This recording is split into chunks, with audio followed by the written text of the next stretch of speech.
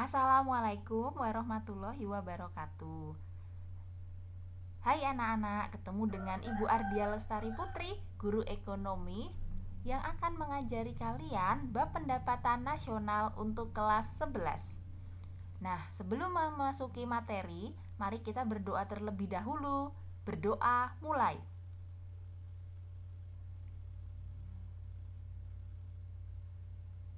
Cukup.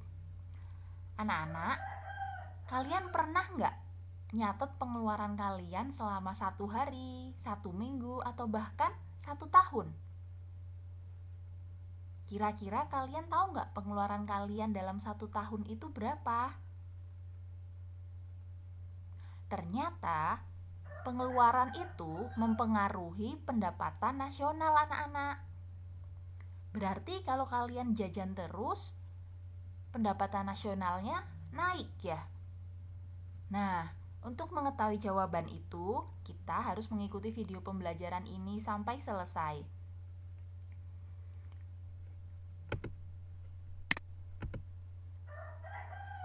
Pengertian pendapatan nasional.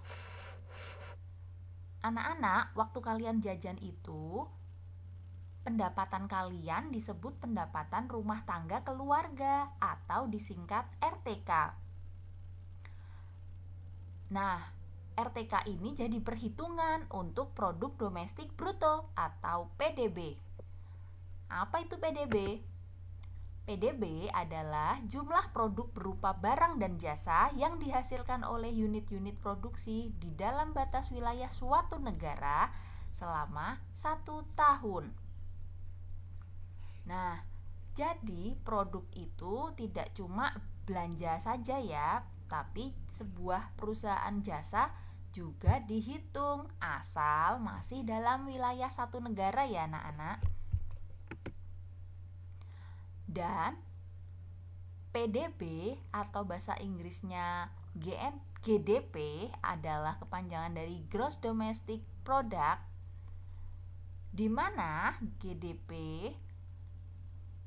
semakin besar akan semakin baik kinerja perekonomian negara. Dengan kata lain, GDP itu indikator tingkat pertumbuhan ekonomi suatu negara loh.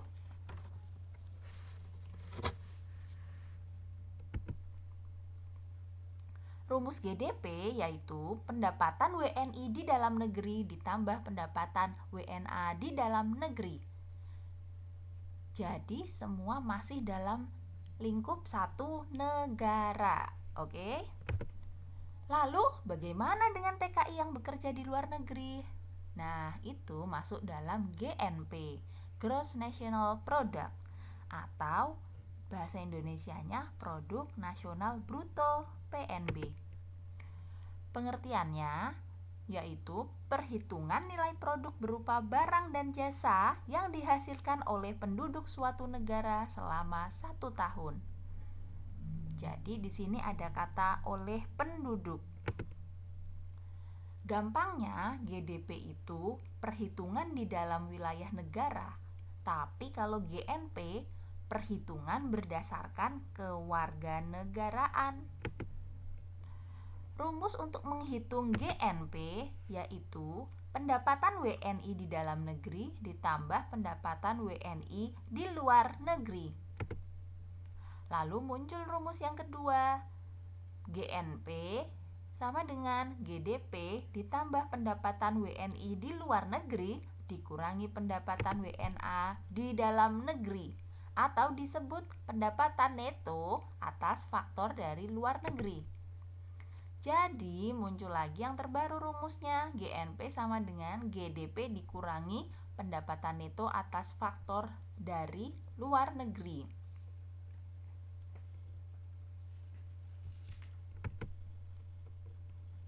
Anak-anak, produk nasional bruto atau gross national product itu ternyata masih perhitungan kasar ya.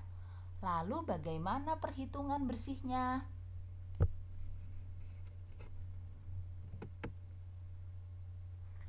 Nah, untuk menghitung perhitungan bersihnya harus dikurangi penyusutan. Karena di dalam produksi kan kita menggunakan modal ya, itu harus kita kurangi.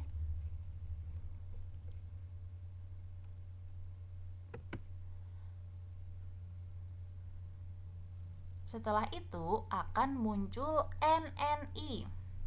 Apa itu NNI? Yaitu perhitungan pendapatan nasional berdasarkan jumlah pendapatan yang diterima oleh masyarakat atau orang yang memiliki perusahaan.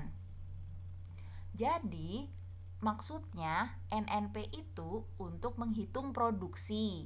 Tapi kalau NNI untuk menghitung pendapatan yang diterima masyarakat.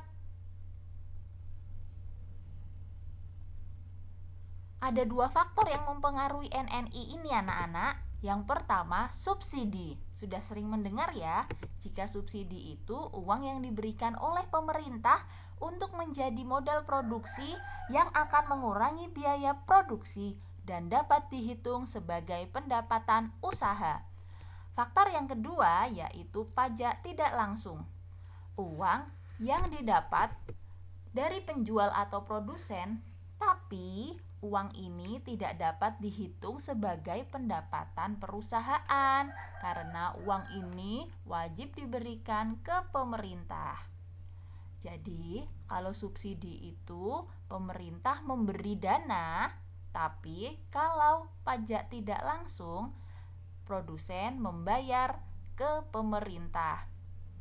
Dan subsidi ini tidak semua perusahaan dapat ya.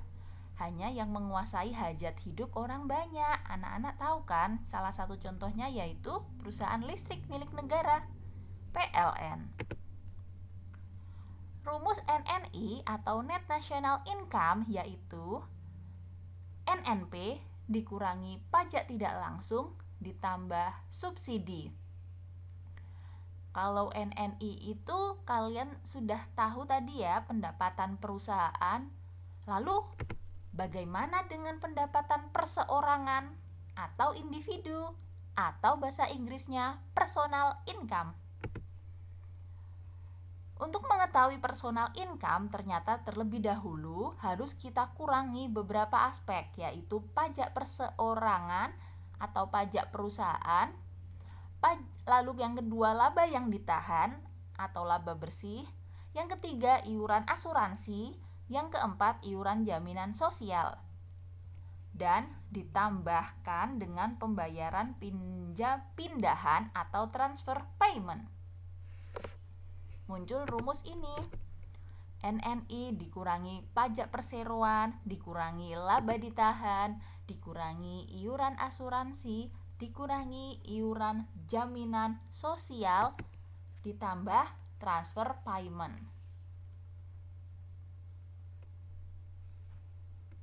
Ternyata PI ini mempengaruhi pendapatan nasional.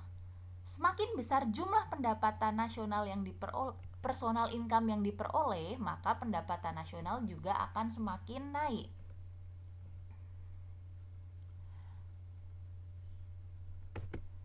Nah, PI masih dipotong dengan pajak langsung anak-anak.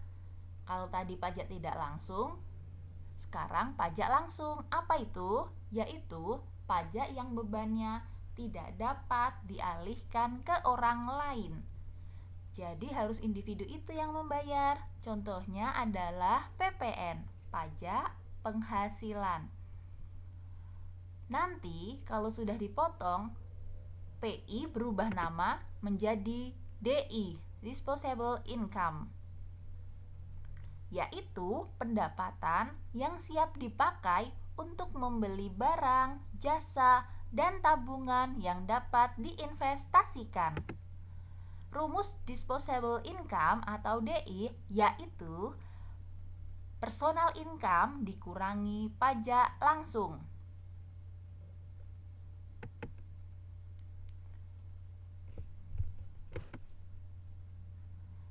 Jadi, Ibu akan menyimpulkan yang sudah kita pelajari mengenai konsep pendapatan nasional. Ternyata kalau kita jajan, pendapatan kita dihitung sebagai pendapatan nasional. Dan pendapatan nasional itu ada banyak perhitungannya, dari salah satunya GDP, Gross Domestic Product, bahwa yang tertera di dalam negeri atau jumlah produk berupa barang dan jasa yang dihasilkan oleh unit-unit produksi di dalam batas wilayah suatu negara selama 1 tahun. Perhitungan yang kedua yaitu Gross National Product. Perhitungan nilai produk berupa barang dan jasa yang dihasilkan oleh penduduk suatu negara selama 1 tahun. Yang ketiga yaitu NNP, Net National Netto, atau Produk Nasional Neto, untuk menghitung produksi barang ya, yang sudah dikurangi penyusutan. Lalu yang keempat, NNI, Net National Income. Perhitungan pendapatan nasional berdasarkan jumlah pendapatan yang diterima oleh masyarakat atau orang yang memiliki perusahaan. Lalu yang kelima, PI, Personal Income.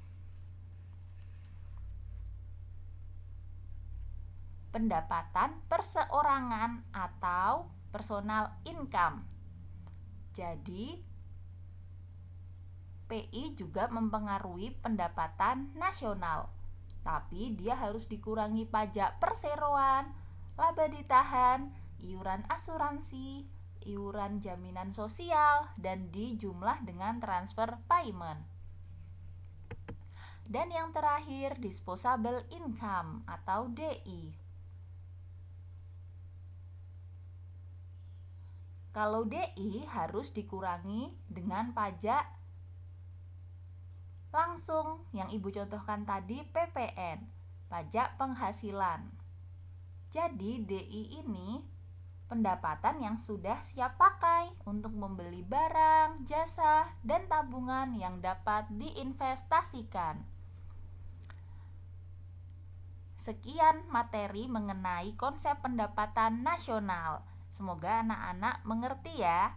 Jika ada pertanyaan, Ibu tidak sungkan untuk menjawab. Kalian bisa bertanya melalui Google Classroom atau melalui WhatsApp yang sudah Ibu sediakan nomornya di Google Classroom.